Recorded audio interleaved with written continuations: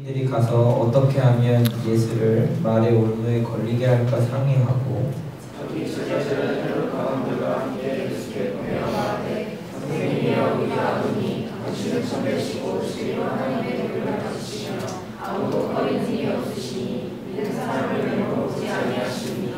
그러면 당신의 생각에는 어떠한지 우리에게 이르소서. 가이사에게 책임을 바치는 것이 옳으니까 옳지 아니하나이까. 아니 예수께서 그의 악함을 하시고 이르시되 뜻하는 자들아 어찌하여 나를 시험하느냐. 세금 낼 돈을 내게 보이라 하시니 데나리온 하나를 가져왔거늘 예수께서 말씀하시되 이 형상과 이를 누구의 것이냐. 이르되 가이사의 것은 것이니이다.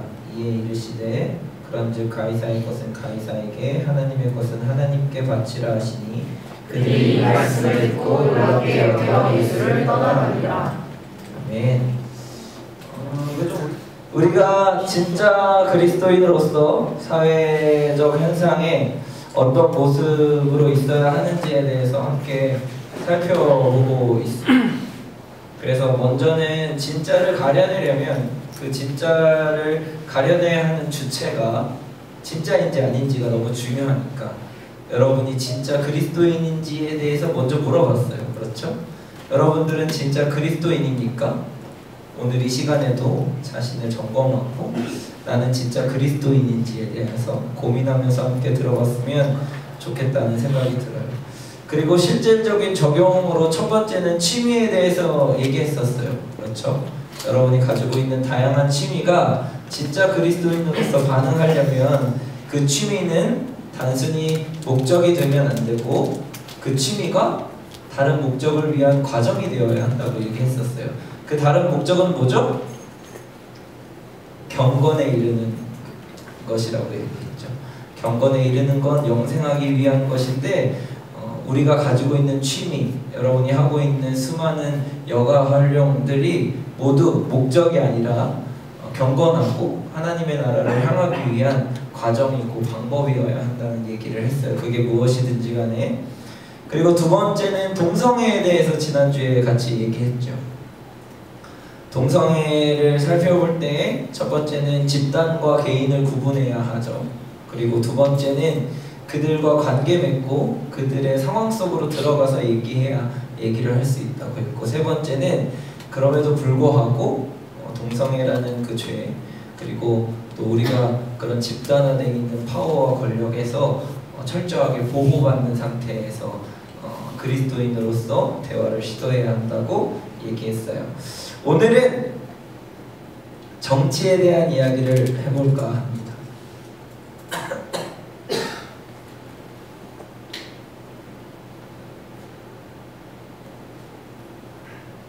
요즘 아주 떠들썩하죠? 그렇죠? 여러분도 뉴스를 보면 자연스럽게 흘러나오는 게 정치이고, 꼭 관심이 없어서 삶이 너무 바빠서 관심이 없다고 하더라도 아마 주변에서 많이 들려오는 얘기도 정치일 것이고, 또 우리 교회에서도 몇 번 설교를 통하여서 들은 것도 정치에 대한 이야기를 들었을 것이라고 생각합니다. 지금 이 나라가 어떻게 흘러가고 있는지에 대한 이야기를 해볼까도 했었고, 또 설교팀에서는 지금 민주당이나 한국당에 대한 상황들을 가지고 파악하고 이야기를 시작해보자고도 했었어요.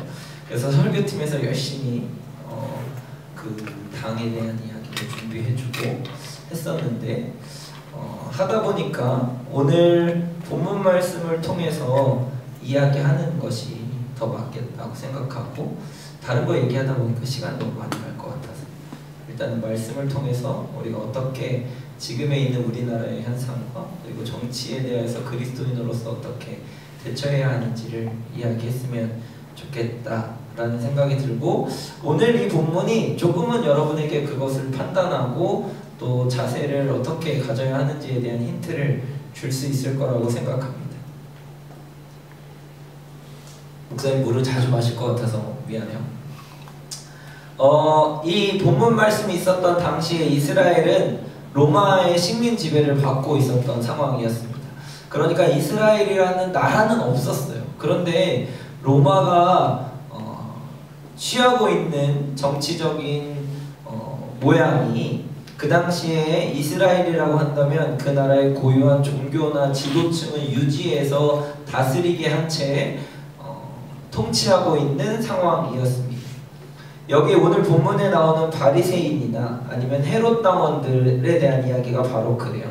바리새인은 이스라엘의 원래의 종교 지도자들이었고 헤롯 당원들도 이스라엘을 다스리고 있었던 정치 지도자들이었습니다. 그러니까 오늘 본문 말씀에 이 종교 지도자들과 정치 지도자들이 하나가 되어서 예수님께로 간 거예요. 그리고 예수님에게로 가서 이렇게 이야기하죠. 선생님, 우리가 아노니 당신은 참되고 진리로 하나님의 도를 가르치시며 아무도 거리끼는 일이 없으시니 이는 사람을 외모로 보지 아니하심이니이다. 그러면 이러면서 이제 질문을 하는 거예요.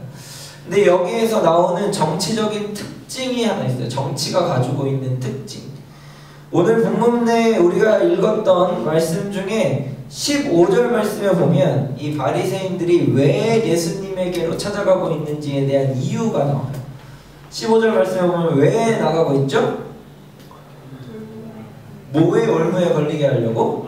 말의 올무에 걸리게 하려는 의도를 가지고 예수님께로 지금 정치 지도자들과 종교 지도자들이 나아가고 있는 것이에요. 의도가 이래요. 그런데 16절과 17절 말씀에 보면 굉장히 예수님을 인정하고, 그렇죠? 그리고 예수님께 굉장히 조언을 구하는 것처럼 태도를 취하면서 예수님께로 나아가고 있어요. 심지어는 예수님을 참되고 하나님의 도를 가르치다, 진리로 하나님의 도를 가르친다라고 인정하고 있어요. 이게 무슨 뜻이냐면 선지자로서 하나님이 보내주신 사람이라는 것에 대한 인정이에요. 그런데 하나님이 보내주신 사람에 대한 인정을 하는 이 말 속에 담겨져 있는 의도는 말의 올무에 걸려 넘어지게 하려는 것이죠. 이게 정치가 가지고 있는 아주 대표적인 특징 중에 하나인데 무엇이냐면 이중적이라는 거예요. 이중적. 이 시대에 어느 시대를 막론하고 정치가 가지고 있는 변하지 않는 특징 중에 하나는 그들이 가지고 있는 의도와 그들이 행하고 있는 모습이 다르다. 지금 구체적으로 어떤 당, 어떤 정치, 어떤 편 이런 걸 이야기하는 것 아니라 아주 공통되게 정치를 하고 있는 누구나 아니면 정치에 대해서 어떤 생각과 의도를 가지고 있는 누구나 가지고 있는 것들은 마음과 그리고 행동하고 있는 것이 다르다.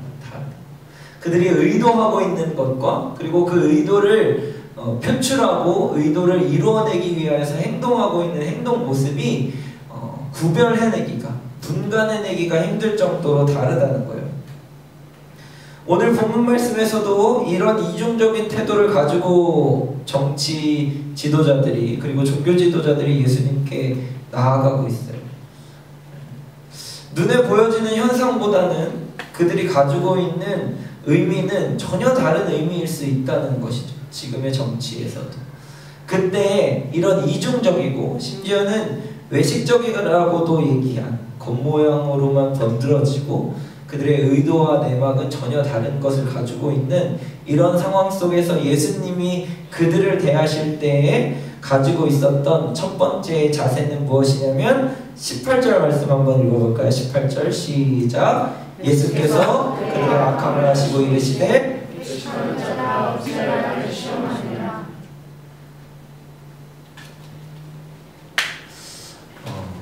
이 바리새인 정치 지도자들과 그리고 종교 지도자들이 예수님을 번들어지는 말로 인정하였고 심지어는 이렇게 얘기하죠.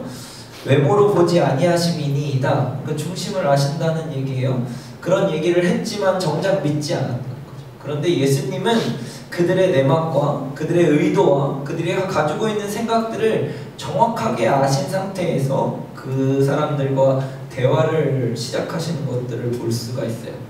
여러분, 정치는 이중적일 수밖에 없고 또 눈에 보여지는 현상과 그들이 원래 가지고 있는 의도는 다를 수도 있어요. 같을 수도 있겠지. 그러나 같거나 같지 않거나 이중적이거나 그렇지 않거나 상관없이 그리스도인이 가장 첫 번째로 가지고 있어야 되는 정치에 대한 견해와 태도는 그들이 어떤 내막을 가지고 어떤 생각을 가지고 어떤 의도를 가지고 이야기하고 있는지를 알아야 대화를 시작할 수 있다는 거예요. 예수님이 그들의 의도를 아셨기 때문에 그 다음 대답을 할 수 있었던 것처럼 그리스도인 청년으로서 정치에 대한 이야기를 시작하고 무언가 정치적인 견해를 내놓고 무언가 정치적인 색을 드러내기 전에 정치가 가지고 있는 내막과 그리고 의미와 그 사람들이 가지고 있는 마음을 먼저 헤아리고 파악한 상태에서 첫걸음을 내디뎌야 한다는 것이죠. 어떻게 의도를 파악할 수 있을까요? 어떻게 민주당의 의도를 파악할 수 있어요? 어떻게 한국당의 의도를 파악할 수 있어요? 알아야겠죠. 알아야겠지. 알아야 파악할 수 있는 거죠. 그들이 어떤 과정과 과거를 거쳐 지금 하고 있는 걸 통해서 무엇을 얻고자 하는지 관심 갖고 알아야 할 수 있는 것처럼 여러분 정치에 대해서 그리고 여러분 이 땅에서 돌아가고 있는 사회적인 현상에 대해서 열린 마음을 갖고 그 정치적인 견해나 차이를 이해하도록 노력해야 돼요. 그런데 지금 우리나라에서 벌어지고 있는 상태에서 목사님의 개인적인 견해이지만 안타까운 건 내막을 상대 진영의 내막을 알려고 하기보다 현상적인 것에 너무 관심이 그들이 어떤 의도로 이야기했는지는 관심 갖기보다 오늘 이 바리새인들이 예수님에게 하려고 했던 말에 올무를 걸리게 하기 위하여서 하고 있는 일들이 너무 많다는 거예요. 그러니까 이 사람의 의도는 상관이 없어. 이 사람이 어떤 내용과 어떤 과거와 어떤 삶과 어떤 모습으로 왜 이렇게 이야기하는지는 상관이 없고 그렇게 이야기하고 있는 현상과 모습과 그리고 말의 단어와 꼬투리 잡기에 혈연이 되어 있는 것처럼 보여지는 것이죠. 그거는 양쪽에 다 상관없어요. 그럼 우리는 어떻게 해야 돼요? 그리스도인으로서 눈에 보여지는 현상보다는 뭐에 집중해야 돼요? 그들의 의도와 마음과 생각과 그들이 움직이고자 하는 그 내면에 있는 가장 깊은 곳에 있는 마음들 그리고 삶들 그리고 그들이 가지고 있는 의도들을 파악할 수 있어야 돼요.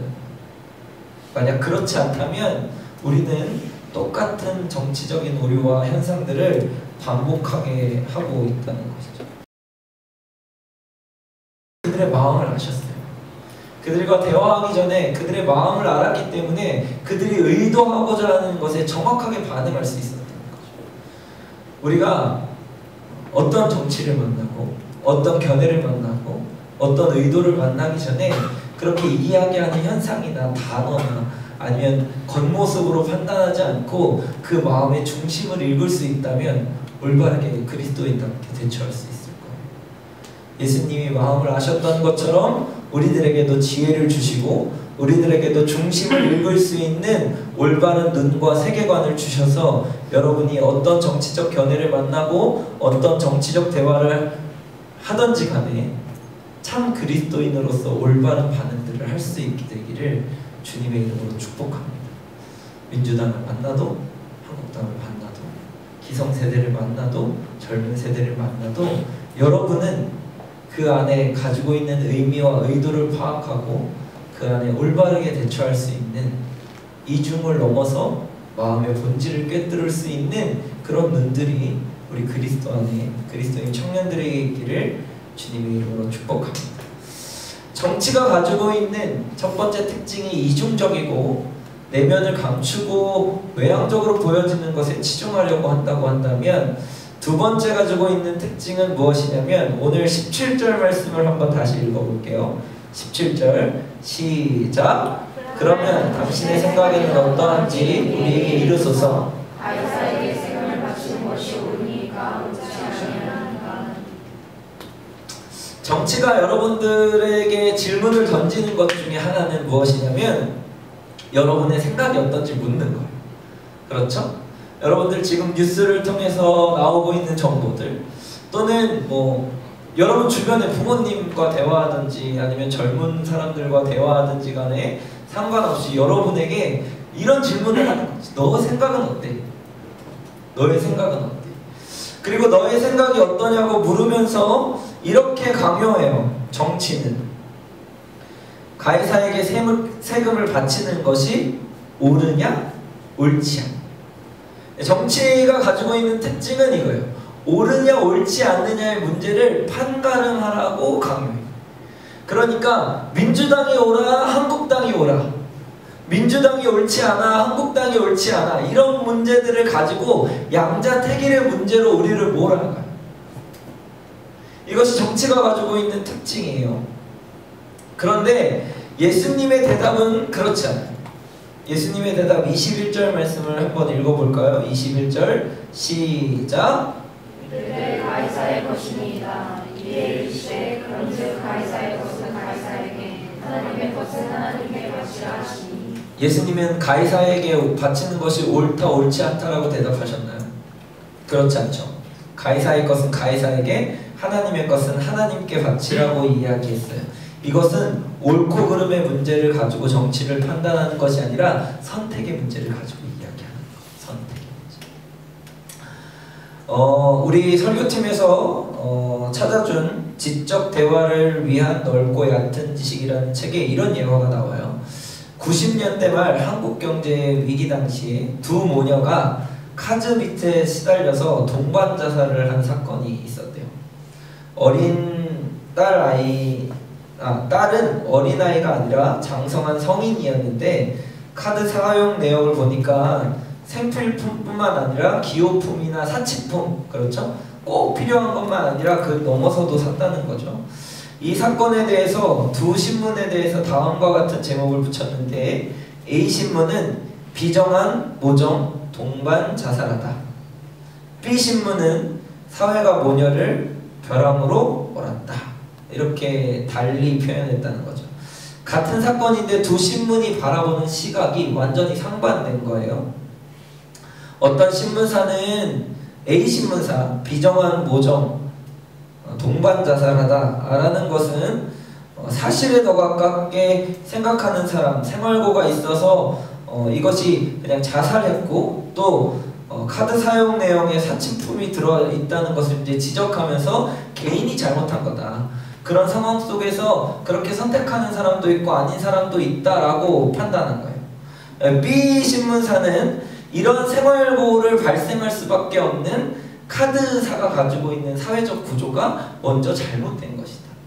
돈이 없으면 사치품이나 기호품을 살 수 없는 구조가 되어야 하는데 카드라는 것 자체가 그냥 긁으면 되는 거니까 이 사람들을 정작 자살로 몰아간 것은 카드를 마음껏 쓰게 하고 빚을 늘려가는 사회적 구조 속에 있다라고 얘기합니다. A신문사는 개인의 선택의 잘못이다, B신문사는 사회가 그것을 조장하였다, 이렇게 판단하는 거죠. 사실 어떻게 보면 두 개 다 옳은 말이겠죠. 두 개가 가지고 있는 시각의 차이는 있지만 분명히 두 가지 현상이 모두 일어나서 이 두 모녀는 자살을 한 것일 거예요. 그러니까 이것은 그 두 모녀가 자살을 한 게 옳다 옳지 않다의 문제가 아니라 그들의 선택의 문제였다는 거죠. 어떤 선택을 하느냐가, 어떤 선택을 통해서 결과를 보여주느냐가 사실은 이 정치를 가지고 논할 때 이야기되어야 하는 문제라는 것이에요. 지금 여러분들에게는 둘 중 하나를 선택해 라고 얘기할 수 있겠어요.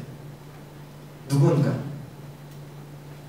한국당을 선택해, 민주당을 선택해, 보수를 선택해, 진보를 선택해, 이런 무언가 선택지를 놓고 선택해 라고 하는 것이 정치가 가지고 있는 특징이라면, 예수님은 무엇을 선택하라는 것이 아니라 어떻게 선택해라고 얘기하는 거예요.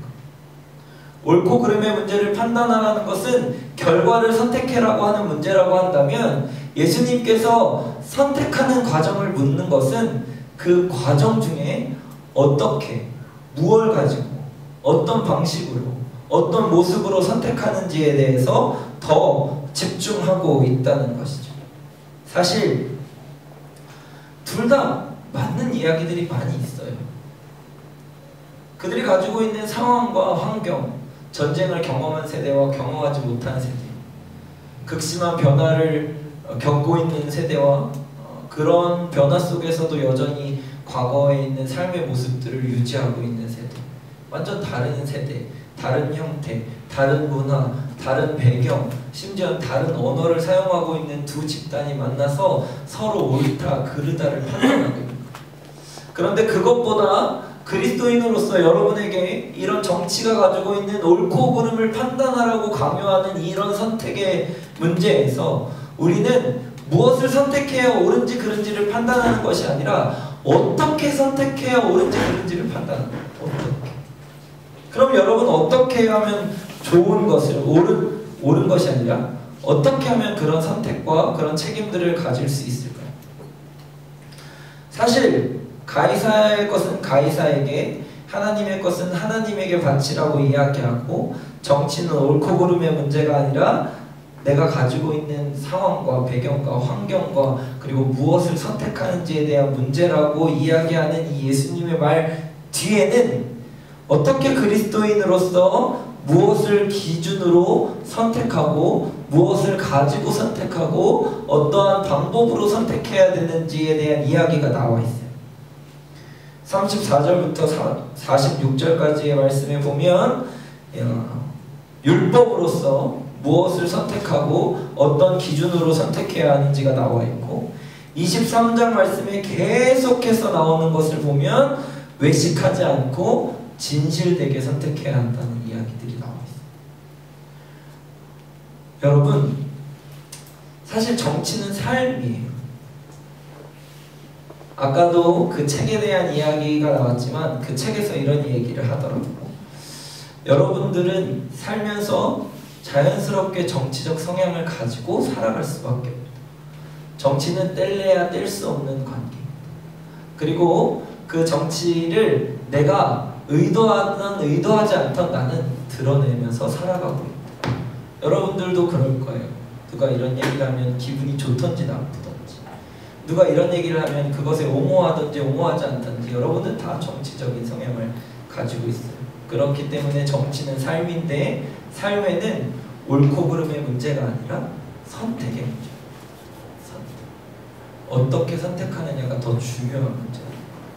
그런 선택에 대하여서 그것이 옳은지 옳지 않는지는 개인의 책임과 몫이고, 그리고 나중에, 아주 나중에 역사적으로 판단해야 될 문제라고 하는 것이죠. 그리고 심지어는 성경에서 옳고 그름의 문제를 따질 수 있는 것은 하나님과의 관계에서만 논의되어야 하는 문제라고 이야기하고 있어요. 그러니까 여러분, 정치는 옳고 그름이 아니에요. 여러분들이 상대편 진영에 있는 사람들을 잘못했다라고 손가락질하면 안 돼요. 그치만 그리스도인으로서 할 수 있는 건 어떻게 선택해야 하는지를 삶으로 보여줍니다. 그래서 오늘 본문 말씀에 예수님께서 이렇게 얘기하시죠. 외식하는 자들아 어찌하여 나를 시험하느냐. 정치가 가지고 있는 이중성을 파괴하기 위하여서는 우리들의 생각과 행동이 일치해야 합니다. 여러분들 정치적인 견해를 이야기하고 또 여러분들의 선택을 누군가에게 보여주기 위해서는 여러분들의 마음과 생각과 그리고 행동이 일치해야 돼요. 마음은 이렇게 이야기하고 생각은 이렇게 이야기하면서 말과 행동은 다르게 행동하는 것, 이것이 정치가 가지고 있는 특징이에요. 그것을 타파하고 그것을 무너뜨려서 어떤 선택인지 올바른 견해를 이야기해 주려면 여러분들이 마음과 생각과 그리고 말과 행동을 일치시켜야 할 수 있는 부분이라고 하는 것이죠. 굉장히 어려운 문제이고 또 쉽지 않은 문제임에도 불구하고 우리의 삶에, 그리고 이 나라의 이 상황 속에서 정치가 여러분의 삶과 그리고 생활, 그리고 여러분의 신앙과 아주 밀접한 관계가 있다고 한다면 진짜 크리스찬으로서, 진짜 그리스도인으로서 여러분들이 이런 정치적인 이중적이고 그 다음에 옳고 그름을 자꾸 우리에게 강요하는, 어렵죠? 목사님도 이 설교하면서 부담이 좀 많이 돼요. 그런데 분명한 건 여러분들이 진짜 그리스도인이라면 내면을 볼 수 있는 사람이 돼요. 본질을 꿰뚫고 무엇을 의미하는지 상대방의 현상에 집중하지 않고 그 마음에 집중할 수 있어야 해요. 그리고 옳고 그름이 아니라 어떤 선택을 하면서 살아가야 하는지를 고민해야 돼요. 그리고 그 선택이 하나님 안에서 하나님과 함께 책임감 있게 살아갈 수 있는 그리스도인으로서 살아갔으면 좋겠습니다. 예수님이 말씀하셨던 오늘의 이 말씀이 여러분들이 어떤 정치적 견해와 성향들, 또 혹 정치가 아니더라도 양분되어서 서로의 의견들을 왈가왈부하고 있는 그 어떤 논쟁 중에라도 지혜로움을, 그리고 지혜롭게 하나님을 드러내는 그리스도인으로서 살아갈 수 있게 되기를 주님의 이름으로 축복합니다. 우리 한번 기도할까요? 먼저는 진짜 이렇게 기도했으면 좋겠습니다. 우리가 마음을 볼 수 있는 사람이 되게 하여달라. 현상을 보고 눈에 드러나는 것을 보고 쉽게 발견되는 것을 보는 것이 아니라 마음을 보고 내면을 보고 의도를 보고 중심을 볼 수 있는 그리스도인 청년들이 되게 하여달라고. 그것이 때로는 정치일 수도 있고 때로는 다른 친구와의 관계일 수도 있고 대화 중에 나오는 그 어떤 모습이더라도 눈으로 보여지고 귀로 들려지는 것뿐만 아니라 그 사람의 마음과 생각과 의도를 파악할 수 있는 지혜로움을, 예수님의 사람의 마음을 아셨던 그 지혜로움을 발휘할 수 있는 우리 청년들이 되게 해달라고, 지혜롭게 해달라고 우리 이 시간 다 같이 한 목소리로 함께 기도하시겠습니다.